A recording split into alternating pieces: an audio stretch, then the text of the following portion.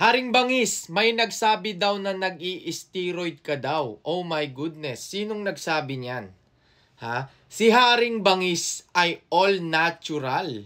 Ha? Kita mo naman sa skin. Guys, ito explain ko sa inyo kung paano nyo ma-identify kung nag-i-steroid ang isang tao. Okay?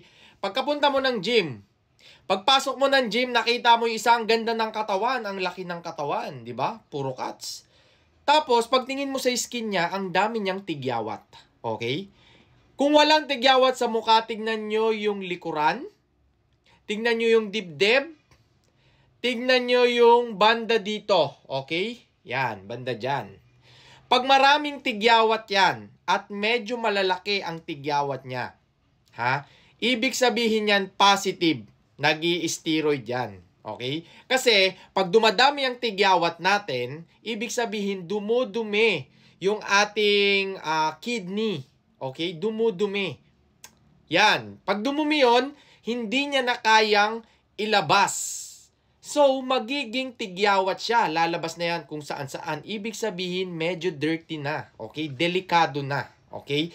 Pero pag nakita mo maganda ang katawan, tapos makinis, parang ganyan, walang bahid ng tigyawat, ibig sabihin natural yan. Okay? Yun po ang unang-unang mapapansin nyo. Okay? Yung sa skin. Kasi mapapansin mo yan, ganda ng katawan nun pero putya, daming tigyawat. Ibig sabihin, positive. Nag-i-steroid. Okay? Yon. Next naman po, paano nyo ma-identify? Pag maganda ang katawan, tapos yung shoulders niya ay labas na labas. Okay? Labas na labas yung shoulder nun, no? Solid, oh. Nakaumbok ba? Kumbaga, kitang-kita mo na yung nakalabas yung shoulder niya. Ibig sabihin, positive. Nag-i-steroid yan. Kasi pag nag-i-steroid ka, lalabas talaga yung mga muscle mo, lalong-lalo na yung shoulders mo. Yun po ang steroid. Okay? Tapos, pangatlo, pag medyo nakakalbo. Okay? Ito, baka maraming magalit sa akin. Ito, ine-explain ko lang po kung paano ma-identify kung naka-steroid. Kasi, alam nyo, marami talagang mga tao ngayon na pag nag-i-steroid sila, tinatanggi nila. Okay? Sinasabi nila na all natural sila kahit makikita mo sa skin nila, sobrang dumi na. Okay? Parang hihiya sila. Kasi baka mamaya yung mga ganun kasi, may mga coach kasi na nag-i-steroid. Minsan kasi ginagawa nila yun para makakuha ng kliyente. Okay? Nag-i-steroid sila, ang ganda ng katawan nila para makakuha ng kliyente. Kaya kung gawin sa'yo to in a natural way, yun ang sasabihin nila. So ikaw, wala kang idea sa pag-i-steroid, syempre mabibilib ka. Ako, gusto ko talagang gusto ko pong maging ganyan. Okay? Gusto ko, yung katawan mo, coach, ang ganda, sobrang solid. Talagang cuts tapos yung muscle labas na labas. Gusto ko yung ganyan. Pinapangakuan kayo ng mga coaches nyo na nag-i-steroid sila, tapos gagawin nila daw sa'yo yon. Papagandahin nila yung katawan mo without using any steroid. So, ikaw, syempre, makakit ka. Putya, gusto ko ng ganyan, pero hindi po ganon. Okay? Kailangan mo ng enhancement na steroid para ma-achieve mo yung ganon. Pero kung gusto mo naman yung cuts lang, yung tamang pang model lang, parang katawan ko, model lang, kailangan mong tiyagain yan. Okay? Pero mahirap din yun, Mas mahirap kasing magpaganda ng katawan kapag natural ka lang. Ang pinakamabilis na paraan ay, syempre, kailangan mo na ng tulong ng enhancement drugs. Okay? Yung steroid. Kailangan mo yon kapag gusto mo talaga magpaganda ng katawan. Okay? Ginagamit yan ng mga bodybuilder. Syempre, sasalang sila sa competition. Okay? Sasali ako sa competition, kailangan ako yung pinakamalupit dito. Kailangan ako yung pinakamagandang katawan dito. Kaya gagamit ako ng pampabilis. Okay? Pero ang mapapayo ko po sa inyo, guys, wag na wag po kayong gagamit ng steroid kapag hindi nyo kailangan. Okay? Kapag pang summer lang, pang model-model lang, gusto mo, pang lifestyle lang, gusto mo lang yung healthy ka, hindi mo na kailangan gumamit. Pero kung ikaw ay magko-compete, sasabak ka sa isang kompetisyon na palakihan, pagandahan ng katawan, kailangan mong gawin yan. Okay? Kailangan mong gawin yan. Yun ang mapapayo ko. Kasi, sasali ka doon. Yung mga kalaban mo, lahat naka-steroid. Tapos ikaw yung hindi. Huwag ka nang sumampa. Huwag ka nang sumali. Kasi, patatalo ka eh. Sila kargado. Okay? Kaya yun ang sinasabi nila, kargado. Ibig sabihin, kargado ng steroid yan. Okay? Tapos ikaw wala kang karga. Paano ka mananalo? Diba? sasayangin mo lang yung pera mo, yung pang entrance mo, sasayangin mo lang. Marami kang sasayangin yung oras mo. Pero kung gusto mo naman experience lang, okay, hindi mo na kailangan ng steroid. Pero kung gusto mo talagang manalo, talagang competitive ka, kailangan mo. So, yun po ang mapapayo ko.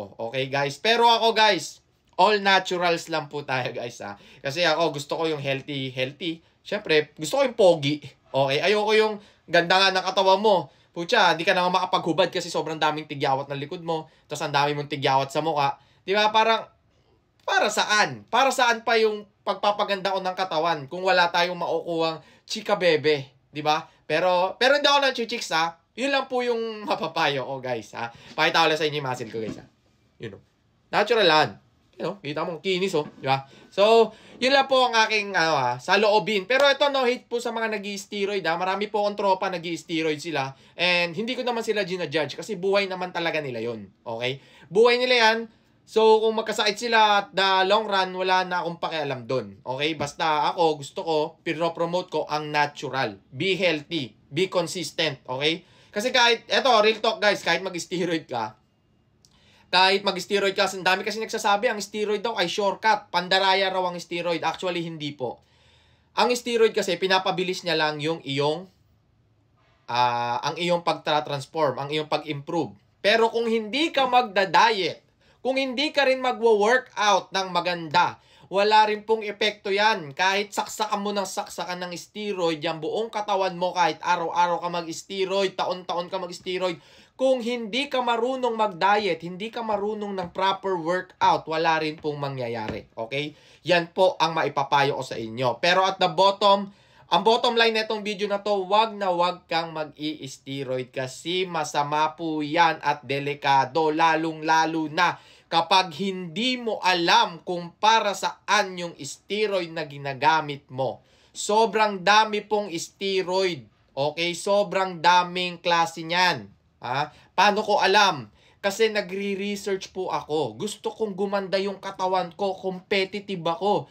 Ano po ba ang sinearch ko? Ano ba ang paraan para gumanda, para ma-achieve yung ganyang katawan? Pero ang lumabas ay steroid. Okay? So, negative. Ayoko. Okay na ako sa ganito. Maganda yung katawan ko. Maganda yung health ko. Maganda yung pag-iisip ko. Nakakatulong ako sa mga tao. Okay na ako doon. Hindi ko na kailangan magpaganda, magpalakihan ng katawan sa inyo mga bodybuilder. Wala na ako sa palakihan ng katawan. Nasa pasarapan na ako ng buhay. Okay? Nasa pasayahan na ako. Nagagawa ko yung gusto ko. Maayos ang health ko. Maganda skin ko. I'm the man. Haring bangis. Yeah. Pero yun lang po masasabi ko, guys. Maraming tsaka maraming fake na steroid, Mag-iingat kayo. Kung mag-steroid man kayo, ingat kayo dyan. So, yun lang. Haring bangis. Capital City. Let's go!